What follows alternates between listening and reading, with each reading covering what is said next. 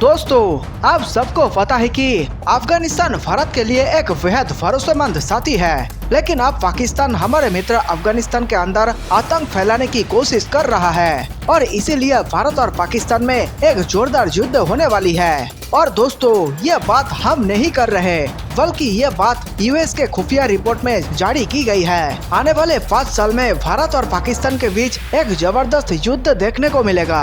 America के report के हिसाब से उस वक्त सबसे पहले भारत में एक आतंकवादी धमाका होगा, जिसके जवाब में भारत पाकिस्तान पर ताबड़तोड़ बमबारी शुरू कर देगा। जिस प्रकार आपने पुलवामा के बाद बालाकोट में भारत के विध्वंस रूप को देखा, अगर आप कहेंगे तो हम अलग से उस खुफिया अमेरिकी रिपोर्ट पर एक वीडियो बना देंगे। एक बार फिर से भारत वैसा ही प्लानिंग कर रहा है, क्योंकि अब की बार भारत के पास 2 बड़े मकसद है। पहला तो पीओके वापस लेना और साथ ही अफगानिस्तान को पाकिस्तान के आतंकी चुंगल से आजाद कराना, क्योंकि अब एक अचानक बड़ी खबर आ रही है कि अफगानिस्तान के अंदर भारत के 21,000 करोड़ से भी ज्यादा रुपए डूबने वाले हैं और इस बात की चिंता भारत के हर नागरिक को है। और भारत के इस बर्बादी के लिए सबसे बड़ा जिम्मेदार है पाकिस्तान, क्योंकि उसने लगातार तालिबान संगठनों के आतंकियों को पैसे दिए हैं ताकि वे लोग अफगानिस्तान में विकास कर्जा चल रहे भारतीय कर्ज कामों पर अंकुश लगा पाए। अब तक भारत और अफगानिस्तान के बीच काफी अच्छे रिश्ते थे, लेकिन जब से अमेरिका ने ये ऐलान किया है कि अब वे अफगानिस्तान से बाहर निकल रहा है और उनके मिलिट्री बेस पाकिस्तान में बनेंगे, उसके बाद से ही पाकिस्तान के होश उड़े हुए हैं। अब पाकिस्तान को सबसे बड़ा डर तालिबानी आतंकी संगठन से है, क्योंकि तालिबान के आतंकियों ने पहले भी पाकिस्तान के स्कूलों और मदरसों में बम धमाके करके सैकड़ों मुस्लिम बच्चों को मौत के घाट उतार दिया था। और इसी कारण पाकिस्तान बेहद डरा हुआ है, क्योंकि अगर वे अपनी जमीन अमेरिका को देता है तो उसके बाद तालिबान के आतंकी पाकिस्तान में रोज रोज बड़े धमाके करेंगे, जिसके बाद काफी पाकिस्तानी मासूम मारे जाएंगे और हो सकता है कि तालिबान इमरान खान को बंदी भी बना ले, क्योंकि तालिबान एक बेहद खतरनाक आतंकी संगठन है जिससे 20 साल की लड़ाई के बाद भी अमेरिका उससे नहीं जीत सका। और इसी कारण पाकिस्तान के प्रधानमंत्री और उनके चमचे बार बार बयानबाजी कर रहे हैं कि हम अपना जमीन अमेरिका को नहीं दे सकते।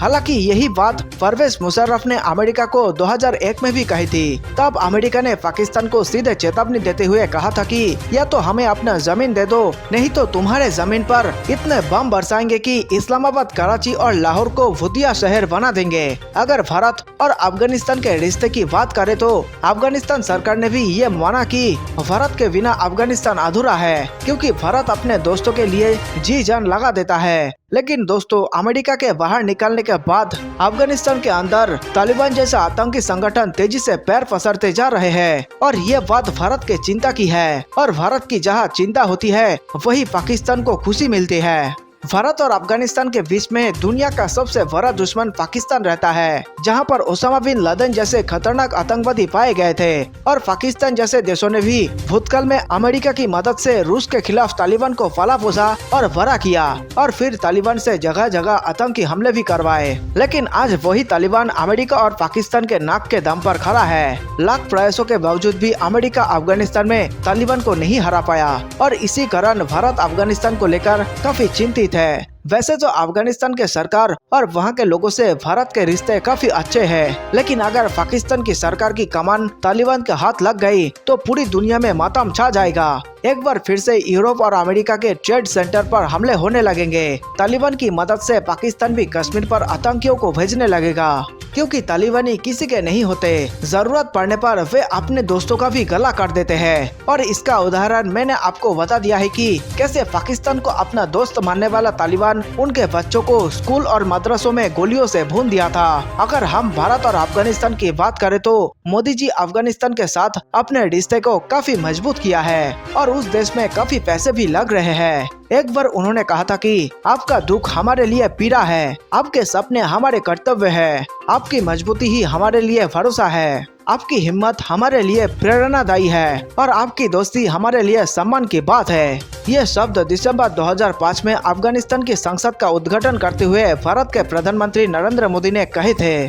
जिस अफगान संसद का उद्घाटन उन्होंने किया था वो भारतीय मदद से बना था और इस भवन के एक ब्लॉक का नाम भी पूर्व प्रधानमंत्री अटल बिहारी वाजपेयी के नाम पर है। अफगानिस्तान में तालिबान के बढ़ते प्रभुत्व को देखते हुए भारत की चिंता बढ़ गई है। भारत को इस बात का भय सता रहा है कि अमेरिकी सैनिकों की वापसी के बाद अफगानिस्तान में भारत की चल रही परियोजनाओं पर संकट आ सकता है। खास बात यह है कि पूर्व में जब तालिबान ने अफगानिस्तान में सत्ता हथियाई थी तो भारत को काफी नुकसान हुआ था। वहां 550 छोटी बड़ी परियोजनाओं में भारत 3 अरब डॉलर से ज्यादा राशि लगा चुके हैं और अब उन सभी पैसों, परियोजनाओं और मेहनत पर काले बादल मंडरा रहे हैं। दोस्तों, इस वक्त भारत को क्या करना चाहिए? आप हमें अपनी राय नीचे कमेंट में जरूर बताएं। अफगानिस्तान में लोकतंत्र को मजबूत बनाने के लिए और उसे अंतर्राष्ट्रीय कारोबार में स्थापित करने के लिए भी भारत ने काफी कुछ किया है। भारत हमेशा से चाहता है कि अफगानिस्तान में लोकतंत्र बहाल हो जाए और वहाँ के लोग सुख चैन की जिंदगी जिए।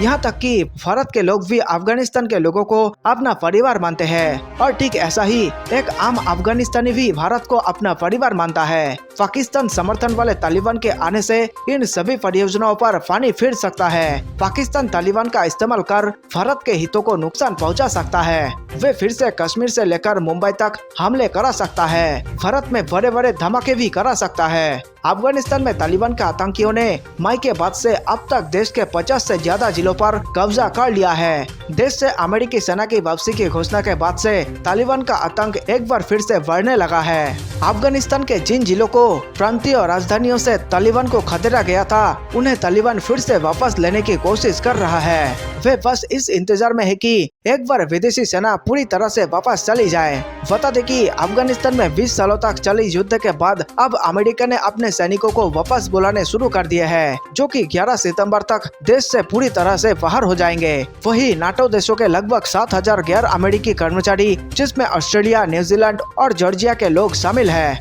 वे भी तय तारीख पर अफगानिस्तान से बाहर जाने की योजना बना रहे हैं और इसी कारण भारत की चिंताएं बढ़ती जा रही है। इस वक्त भारत अफगानिस्तान में वहां के लोगों के लिए अकेला हो गया है। आगे भारत की रणनीति कैसी हो, इस पर लगातार बैठक हो रही है। हालांकि उधर पाकिस्तान का रवैया पूरी तरह से बदला दिखाई दे रहा है। पाकिस्तान के विदेश मंत्री शाह महमूद कुरैशी ने अफगानिस्तान में जारी हिंसा के लिए तालिबान को जिम्मेदार ठहराने से साफ इनकार कर दिया है, जबकि स्वयं तालिबान की तरफ से अफगानिस्तान के सैनिकों पर हमला करने की जिम्मेदारी ली जा रही है। पाकिस्तान को पूरा डर सता रहा है कि अगर वे तालिबान के खिलाफ एक शब्द भी बोला तो पाकिस्तान में इतने धमाके होंगे कि पूरा पाकिस्तान कब्रिस्तान बन जाएगा। मंगलवार को संयुक्त राष्ट्र सुरक्षा परिषद में अफगानिस्तान के हालात पर एक खास चर्चा में पाकिस्तान ने तालिबान संगठन की तरफदारी किया। सनद रहे कि इस बैठक में अफगानिस्तान के विदेश मंत्री मोहम्मद हनीफ अतनर ने भी यूएनएससी की अगुवाई में सीजफायर की घोषणा हो। विदेश मंत्री जयशंकर ने संयुक्त राष्ट्र में पाकिस्तान का नाम नहीं लिया, लेकिन उन्होंने कहा कि अफगानिस्तान में स्थायी शांति के लिए वहां आतंकी वारदातों को अंजाम देने वाले संगठनों के सुरक्षित ठिकानों को शीघ्रता से ध्वस्त करना बेहद जरूरी है। सीमा पर से आतंक को बढ़ावा देने वाले समेत हर तरह के आतंक को लेकर जीरो टॉलरेंस की नीति अपनाने की जरूरत है। यह बहुत जरूरी है कि अफगानिस्तान की जमीन का इस्तेमाल किसी तरह के आतंकी वारदातों के लिए ना हो। जो लोग वहां आतंकियों को बढ़ावा देते हैं या उन्हें ध्यान उपलब्ध कराते हैं, उन पर लगाम लगाना भी उतना ही जरूरी है।